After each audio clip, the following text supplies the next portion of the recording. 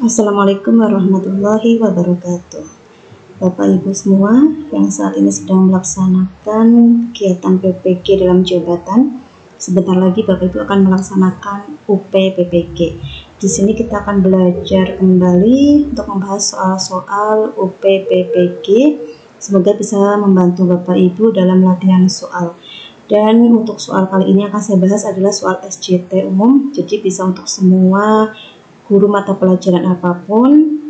Dan di sini soal SJT itu Bapak Ibu karena literasi soalnya panjang-panjang sehingga Bapak Ibu dituntut untuk bisa memahami setiap pertanyaan dan juga mencari kata kunci sehingga bisa menjawab pertanyaan dengan mudah. Mari kita pelajari beberapa soal SJT di bawah ini.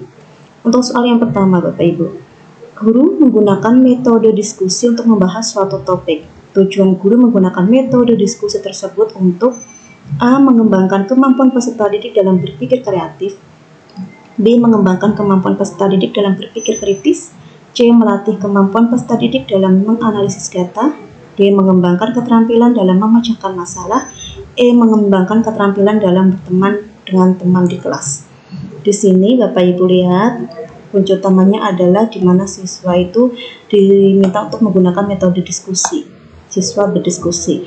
Kalau berdiskusi, maka yang tepat itu jawabannya adalah yang B ya Bapak Ibu, yaitu mengembangkan kemampuan peserta didik dalam berpikir kritis.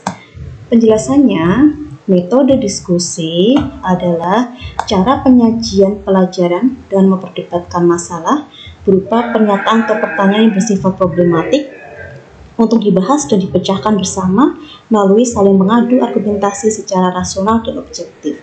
Tujuan metode diskusi adalah untuk dapat merangsang siswa dalam berpikir secara kritis, mengumpulkan pendapat, membuat kesimpulan, atau menyusun berbagai alternatif pemecahan atau atas suatu masalah. Kita lanjut ke soal yang kedua. Di suatu sekolah terjadi banyak pelanggaran. Sebagai wali kelas, Anda diminta untuk menyusun pola penanganan dengan memberikan ide atau gagasan. Namun, wakil kesiswaan tidak setuju dengan gagasan Anda, sedangkan wakil yang lainnya setuju. Selanjutnya, wakil kesiswaan melaporkan gagasan Anda kepada kepala sekolah. Apa yang akan Anda lakukan? A. Tidak jadi memberikan usulan. B. Lebih gigih menjelaskan tujuan dan manfaat dari ide atau gagasan tersebut. C. Menghindari konflik dengan tidak menanggapi kritik. D. Menyampaikan kepada kesiswaan bahwa tindakannya tidak benar. E. Mencari dukungan guru lain. Untuk yang A ini tidak jadi memberikan usulan tentu salah ya. Kemudian yang B, lebih gigih menjelaskan tujuan dan manfaat, ini juga kurang tepat. Kita tidak usah untuk berdebat dan menjelaskan tujuan. Kemudian yang C, menghindari konflik dengan tidak menanggapi kritik. Nah ini Bapak Ibu yang C. Kemudian yang D, menyampaikan kepada kesiswaan bahwa tindakannya tidak benar, ini juga tidak usah kita lakukan. Dan yang E, mencari dukungan guru lain, ini juga tidak usah kita lakukan ya, akan menghabiskan waktu kita. Maka lebih tepat jawabannya itu adalah yang C, di mana kita menghindari konflik dengan tidak menanggapi kritik. Cara yang bisa kita lakukan untuk menghindari pertengkaran dengan rekan kerja, yaitu yang pertama kita hindari komunikasi yang kritis. Jadi tadi ya kita nggak usah berdebat untuk masalah tersebut. Kemudian kendalikan emosi, buang sifat egois, dan yang sudah berlalu biarlah berlalu. Ini cara agar kita bisa terhindar dari pertengkaran dengan rekan kerja. Kemudian untuk soal nomor 3, Bu Desi menjabat sebagai bendahara sekolah dan sedang serius membuat modul ajar dan konten pembelajaran yang akan diunggah sebagai bahan ajar di PMM untuk menambah poin. Di saat sedang serius membuat modul, tiba-tiba kepala sekolah memintanya untuk membantu membuat laporan keuangan karena ditunggu oleh dinas hari itu juga. Sebaiknya yang dilakukan Bu Desi, nah di sini Bu Desi menjabat sebagai bendahara dan Bu Desi itu sedang membuat modul kuota pembelajaran yang mungkin saat ini juga Bapak Ibu sedang lakukan ya untuk kinerja di PMM. Nah, di sini karena Bu Desi sebagai bendahara dan kepala sekolah memintanya untuk membuat laporan karena ditunggu oleh dinas saat itu juga, maka sebagai dilakukan oleh Bu Desi adalah A. Tetap melanjutkan membuat modul karena menyangkut kinerja sebagai guru. Ini kurang tepat ya Bapak Ibu, karena kesannya egois, kita lebih mementingkan diri sendiri. B. Meminta tolong teman untuk membantu membuat laporan karena Bu Desi sedang serius mengerjakan modul. Apalagi meminta tolong teman, ini kan merepotkan teman. Nah, tentu ini jelas salah ya.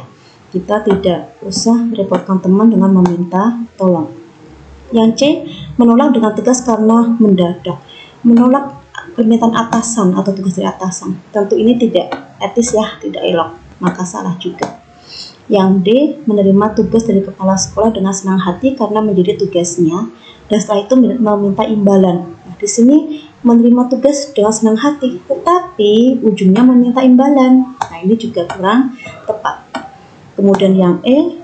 Menerima tugas dari kepala sekolah karena menjadi tanggung jawabnya dan melanjutkan membuat modul setelah tugas dari kepala sekolah selesai.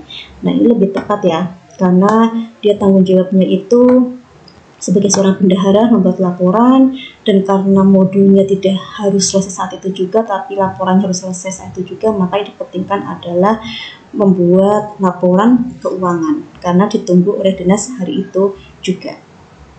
Kita lanjut ke soal nomor 4.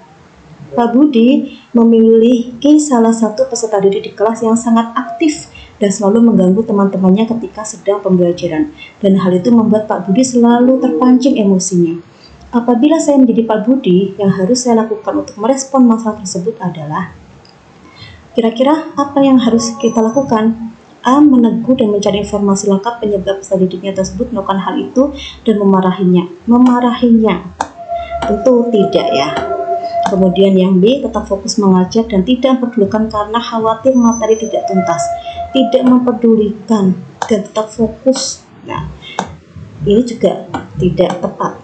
Kemudian menganggap masalah peserta didiknya itu hal biasa dan dia pasti akan berubah. Hal biasa, ini juga tidak tepat. Kemudian melakukan pendekatan dan memberikan perhatian khusus dan bimbingan secara terus-menerus kepada peserta didik tersebut dan juga kepada semua peserta didik di kelas. Nah, ini bisa ya Bapak Ibu.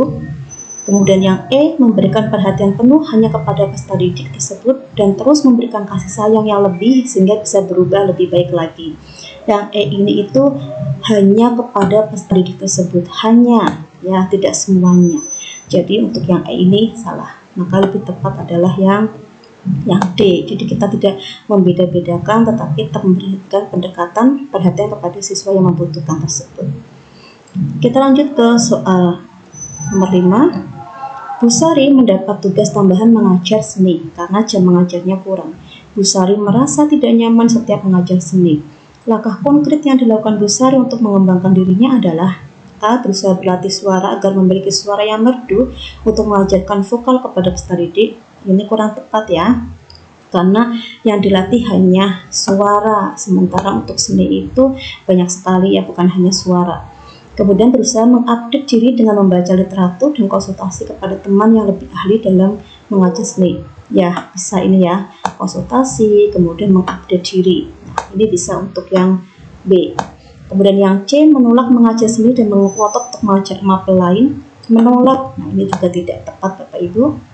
Maka yang C ini salah. Kemudian yang D. Meminta pindah ke sekolah lain yang ada jam pelajaran seni dan meminta pihak sekolah mencarikan sekolah yang tepat. Tidak elok ya, kita meminta sekolah untuk mencari sekolah yang tepat, kemudian kita juga pindah ke sekolah yang lain, belum tentu kita dapat sekolah yang membutuhkan guru seni.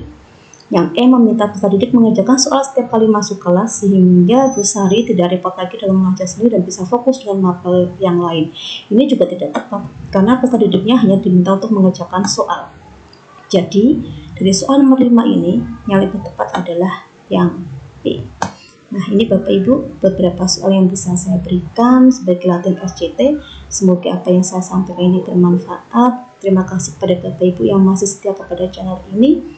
Dan semoga apa yang saya sampaikan ini dapat membantu Bapak Ibu untuk belajar soal-soal SCT. Sampai bertemu di pembahasan soal berikutnya. Mohon maaf apabila ada kesalahan dan kekurangan. Wassalamualaikum warahmatullahi wabarakatuh.